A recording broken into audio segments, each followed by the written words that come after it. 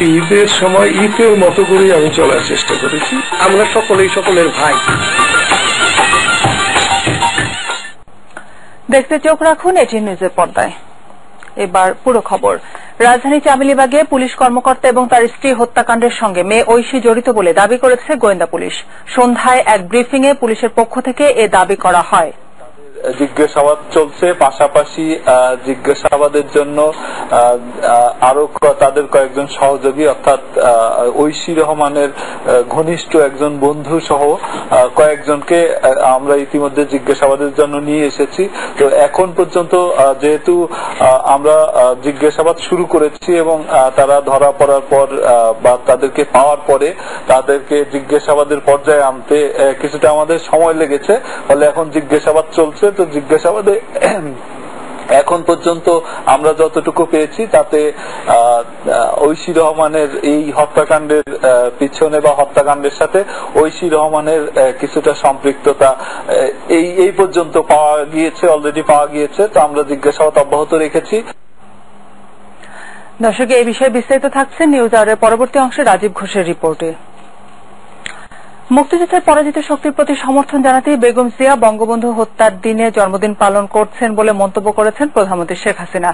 সন্ধ্যায় গণভবনে আয়োজিত বাংলাদেশ আওয়ামী লীগের কেন্দ্রীয় উপদেষ্টা পরিষদের এক সভায় প্রধানমন্ত্রী এ মন্তব্য করেন। তিনি বলেন, স্বাধীনতার পর বঙ্গবন্ধু বাংলাদেশকে দিয়েছিল গণতন্ত্র। তাকে হত্যা করে স্বাধীনতা বিরোধীরা এ দেশে 19টি সেনা অভ্যুত্থানের জন্ম দিয়েছে। প্রধানমন্ত্রী বলেন, মতবিরোধ থাকতেই পারে, তবে হত্যাকাণ্ড একটি জঘন্য অপরাধ।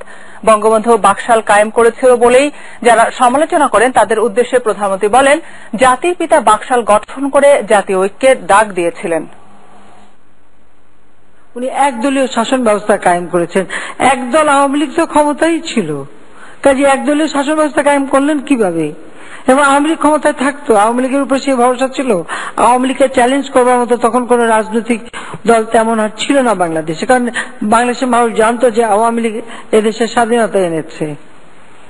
কাজে একদলীয় ব্যবস্থা তো প্রশ্নই ওঠে না, বরং উনি ক্ষমতা ভাগ করলেন সকলের সাথে, সকলকেই নিয়ে আসলেন সেখানে। আজকে অনেকে বলেন বাকশাল কায়েম করেছে। বাকশালটা কি? বাংলাদেশ কৃষক শ্রমিক আওয়ামী লীগ। 15 আগস্ট 1975 আন্দোলন করার অপরাধে বহিষ্কৃত হওয়ার 24 বছর পর আচার্য হিসাবে ঢাকা বিশ্ববিদ্যালয়ে যাওয়ার কথা ছিল বঙ্গবন্ধু শেখ মুজিবুর রহমানের। বঙ্গবন্ধুকে বরণ করতে ঢাকা বিশ্ববিদ্যালয় সেজেছিল বর্ণিল সাজে। তৈরি হয়েছিল বঙ্গবন্ধুকে উপহার দেওয়ার জন্য কয়েকটি ক্রেস্ট ও মানপত্র। সেই মানপত্র আর শোনা হয়নি বঙ্গবন্ধুর। শনিবার ধানমন্ডির 32 নম্বরে এক আবেগঘন পরিবেশে সেই মানপত্র ও ক্রেস্টগুলো তুলে দেওয়া হয় বঙ্গবন্ধু কন্যা শেখ হাসিনার হাতে। আরাফাত সিদ্দিকীর রিপোর্ট। মানপত্রটি লেখা হয়েছিল কালির কলমে, সুন্দর হাতের লিখায়, যেখানে ঢাকা বিশ্ববিদ্যালয়ের তৎকালীন 15,000 শিক্ষার্থী তাদের অকুণ্ঠ সমর্থন জানিয়েছিল বঙ্গবন্ধুর ঘোষিত দ্বিতীয় বিপ্লবের প্রতি। দেশের অর্থনৈতিক মুক্তির জন্য স্বাধীন বাংলাদেশে এই দ্বিতীয় বিপ্লবের ডাক দিয়েছিলেন তিনি। সেই মানপত্র ও রূপার তৈরি ক্রেস্টগুলো গত 38 বছর সযত্নে সংরক্ষণ করেছে ঢাকা বিশ্ববিদ্যালয় কর্তৃপক্ষ। মানপত্রটা বেশ কিছু সময় এটা খুঁজে পাওয়া যায়নি।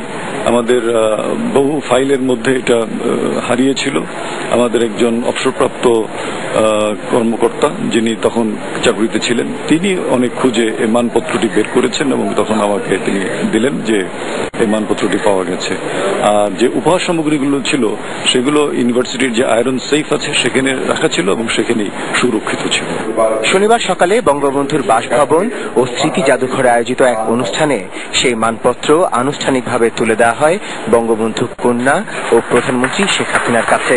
মানপত্রটি পড়তে গিয়ে আবেগ ধরে রাখতে পারেননি প্রধানমন্ত্রী। আমি এখন আপনাদের সামনে পাঠ করছি। এবং সেদিন শিক্ষার্থী হিসেবে ঢাকা বিশ্ববিদ্যালয়ের সেই উৎসবে যোগ দিতে চেয়েছিলেন শেখ হাসিনাও, তবে বাধ্য হয়ে স্বামীর কর্মস্থলে যেতে হয়েছিল তাকে। আর তাই খুনিদের হাত থেকে প্রাণে বেঁচে যান তিনি ও বঙ্গবন্ধুর ছোট মেয়ে শেখ রেহানা। আমরা থাকতে পারবো না, এটা আমাদের জন্য খুবই একটা কষ্টের ছিল। আসলে আমার নিয়তে, আমার ভাগ্যই আমাকে নিয়ে গেছে। ওই দিকে অনুষ্ঠানটা হতেই পারবে না, এটা কখনো আমরা চিন্তাও করতে পারিনি, স্বপ্নেও ভাবতে পারিনি। প্রধানমন্ত্রী বলেন, স্বাধীনতা যুদ্ধের পর ক্ষত বিক্ষত বাংলাদেশকে গড়ে তুলতে বঙ্গবন্ধু যে দ্বিতীয় বিপ্লবের ডাক দিয়েছিলেন তা অব্যাহত আছে এখনো।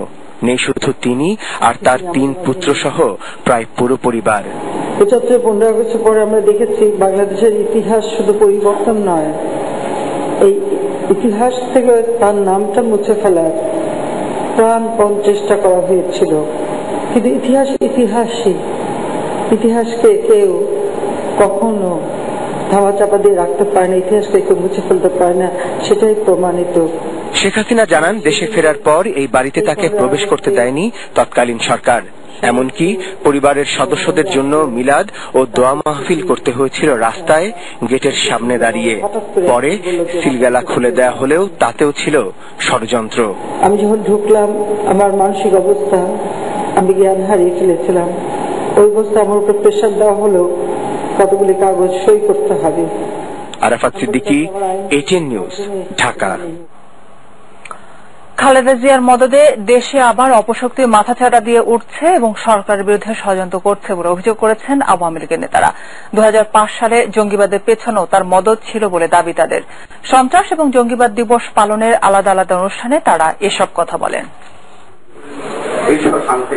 2005 সালের 17 আগস্ট সারা দেশে একযোগে বোমা হামলার দিনটিকে জঙ্গিবাদ এবং সন্ত্রাস বিরোধী দিবস হিসেবে পালন করে আসতে আওয়ামী লীগ ও এর বিভিন্ন অঙ্গ সংগঠন। শনিবার এ উপলক্ষে যুবলীগ আয়োজিত আলোচনা সভায় মতিয়া চৌধুরী অভিযোগ করে বলেন, বিরোধী দল বিএনপির মদদে জঙ্গিরা আবারও মাথাচাড়া দিয়েছে।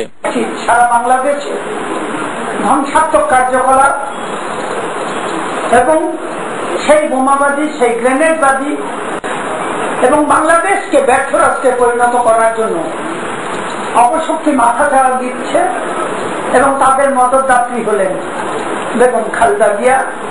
দলের কেন্দ্রীয় কার্যালয়ে মহানগর আওয়ামী লীগের আলোচনা সভায় বক্তারা বলেন, বাংলাদেশকে জঙ্গি রাষ্ট্র হিসেবে প্রমাণ করতে 2005 সালের 17 আগস্ট সারা দেশে বোমা হামলা চালানো হয়। সেই ষড়যন্ত্র এখনো চলছে বলে দাবি তাদের। এই জঙ্গিবাদকে নিয়ে কিন্তু এখনো আবার তারা ওই যুদ্ধ অপরাধীদের রক্ষা করার জন্য এক হয়েছে। এই বিএনপি, জামাত, জঙ্গি, নিজাম ইসলাম, PDP, যারা 71 পরাজয় শরীর যত কয়েকদিন আগে রেখেছেন পত্রিকায় যে আপনি একজনকে অ্যারেস্ট হয়েছে, সে তার যে হিট লিস্টে জননেত্রী শেখ হাসিনা 2 জন মন্ত্রী সহ আওয়ামী লীগ নেতাদেরই হয়েছে। সুতরাং ষড়যন্ত্র চলছে। এদিকে অন্য এক অনুষ্ঠানে আওয়ামী লীগের প্রেসিডিয়াম সদস্য মোহাম্মদ নাসিম বিএনপিকে আন্দোলন থেকে সরে এসে নির্বাচনের প্রস্তুতি নিতে আহ্বান জানান। এখন আন্দোলন করার সময় না, এখন হচ্ছে নির্বাচন করার সময়। ইনশাল্লাহ এখন হচ্ছে নির্বাচন করার সময়। যদি এখন নির্বাচন আপনারা না আসেন, পিছিয়ে পড়বেন। আন্দোলন করার লোক আপনাদের কর্মীরা নয়, এরা আন্দোলন করতে জানে না, এরা আন্দোলন করার অভ্যস্ত লোক এরা নয়। মহসিন কবির, ATN নিউজ, ঢাকা। নিজেদের সন্তানদের কখনো বোঝা বা ছোট মনে না করে তাদের প্রতি আরো যত্নশীল হওয়ার জন্য বলেছেন প্রধানমন্ত্রী কন্যা সাইমা ওয়াজেদ পুতুল। বিকেলে বঙ্গবন্ধু মেডিকেল বিশ্ববিদ্যালয়ের অডিটোরিয়ামে অটিস্টিক শিশুদের নিয়ে আয়োজিত প্যারেন্টস ফোরামের অনুষ্ঠানে একথা বলেন তিনি। Global autism public health initiative in বাংলাদেশের জাতীয় উপদেষ্টা কমিটির চেয়ারপারসন পুতুল বলেন, মানসিক ও শারীরিক প্রতিবন্ধী এবং অটিস্টিক শিশুর সঙ্গে স্বাভাবিক আচরণ করতে হবে, খেয়াল রাখতে হবে নিয়মিত পরিচর্যার মাধ্যমে অটিজমে আক্রান্ত শিশুদের কিভাবে সক্ষম করে তোলা যায়। অনুষ্ঠানে বঙ্গবন্ধু মেডিকেল বিশ্ববিদ্যালয়ের উপাচার্য ডাক্তার প্রাণ গোপাল দত্ত শিশুদের অভিভাবকদের উদ্দেশ্যে বলেন, বঙ্গবন্ধু মেডিকেলে এসব শিশুদের নির্বিঘ্ন চিকিৎসা দেওয়া হচ্ছে। ভারতের সঙ্গে বাংলাদেশের সম্পর্ক আরো জোরদারে ব্যর্থতার দায়ভার রাজনীতিবিদদের পাশাপাশি ভারতীয় গণমাধ্যমকেও নিতে হবে। কারণ বাংলাদেশের সংবাদ মাধ্যমে ভারতের খবর গুরুত্ব সহকারে প্রচার হলেও ভারতীয় মিডিয়ায় বাংলাদেশের খবর তেমন গুরুত্ব পায় না, অথচ দুই দেশের সম্পর্ক উন্নয়নে গণমাধ্যমের বড় ধরনের ভূমিকা রাখার সুযোগ রয়েছে। ভারত বাংলাদেশের সম্পর্ক উন্নয়নে দুই দেশের সংবাদ মাধ্যমের ভূমিকা বর্তমানে কেমন এবং কেমন হওয়া উচিত, এমন বিষয় নিয়ে রাজধানীর একটি হোটেলে শনিবার এই আলোচনা অনুষ্ঠানের আয়োজন করেছিল ফ্রেন্ডস অব বাংলাদেশ নামের একটি সংগঠন। বাংলাদেশ ও ভারতের বেশ কয়েকজন গণমাধ্যম ব্যক্তিত্ব এই আলোচনায় অংশ নেন। আলোচনায় অংশ নিয়ে বাংলাদেশের সাংবাদিকরা বলেন, এদেশের উন্নয়নে ভারতের সহযোগিতা অবশ্যই প্রয়োজন। এটা যেমন সত্য, তেমনি অর্থনৈতিকভাবে শক্তিশালী বাংলাদেশ ভারতের স্থিতিশীলতার জন্য সমান গুরুত্বপূর্ণ। অথচ ভারতের জনগণের কাছে এটা তুলে ধরা যাতে দায়িত্ব, সেই ভারতীয় মিডিয়ায় বাংলাদেশের খবর তেমন গুরুত্ব পায় না। I was a part of the delegation that went to Delhi, I think, in January 2010. And the MOU that was signed between India and Bangladesh. As Indian journalists, did you look at that MOU? If you did you write about it?